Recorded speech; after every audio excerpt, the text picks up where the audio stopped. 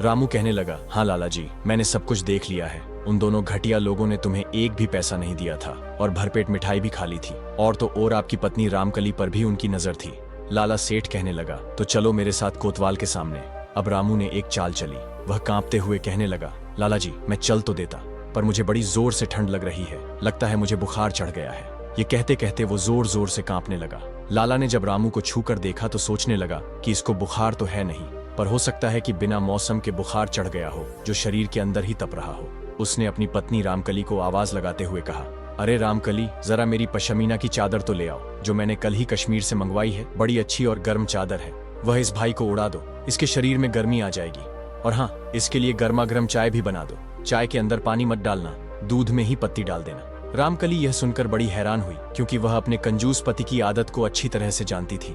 जब भी घर में कोई मेहमान आता तो पहले तो लाला राम बोल देता कि रामकली चाय बना दो, और जब रामकली चाय बनाने के लिए बैठ जाती तो पीछे से गर्दन हिलाकर ना का इशारा कर देता। रामकली गुमराह हो गई कि चाय बनाऊं या ना बनाऊं।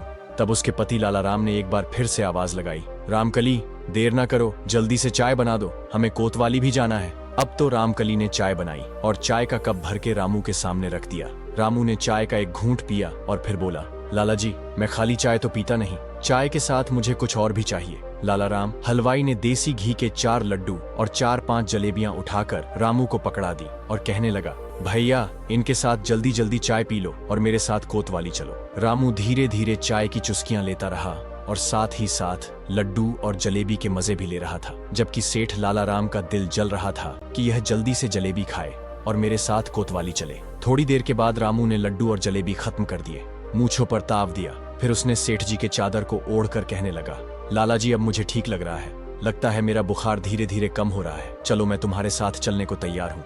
लाला राम रामू को लेकर फिर कोतवाल के सामने पहुंच गया। लाला राम ने कहा, हुजूर, यह वही आदमी है जिसने यह सारा माजरा देखा था। कोतवाल ने रामू से पूछा, क्यों भाई, तुमने इनको मुफ्त में मिठाइयां खाते हुए देखा है? तो रामू एकदम से अपने तेवर बदलते हुए कहा, नहीं कोतवाल जी, मैंने तो इन दोनों को पैसे देते हुए देखा है। एक ने तो आते ही 10 का नोट दिया था और दूसरे ने 50 का नोट दिया था, और लाला जी ने कहा था कि बाकी के 40 बाद में ले लेना। ये सुनते ही लाला सेठ के चेहरे का रंग उड़ गया। उसने रामू से कहा, अरे भाई, तुम ये क्या बोल रहे हो? तुमने तो मेरी तरफ से गवाही देनी थी। रामू ने कहा, जब तुमने मुझे मारने पीटने की धमकी दी तो मैं और क्या कहता? और फिर वह कोतवाल से कहने लगा, देखो हुजूर, इसने मुझे बहुत ही डराया धमकाया, इसलिए मैं गवाही देने को तैयार हो गया था, पर आपके सामने मुझे किसी का कोई डर नहीं है। यह सुनते ही सेठ लाला राम के पैरों के नीचे से जैसे जमीन ही खिसकने लगी।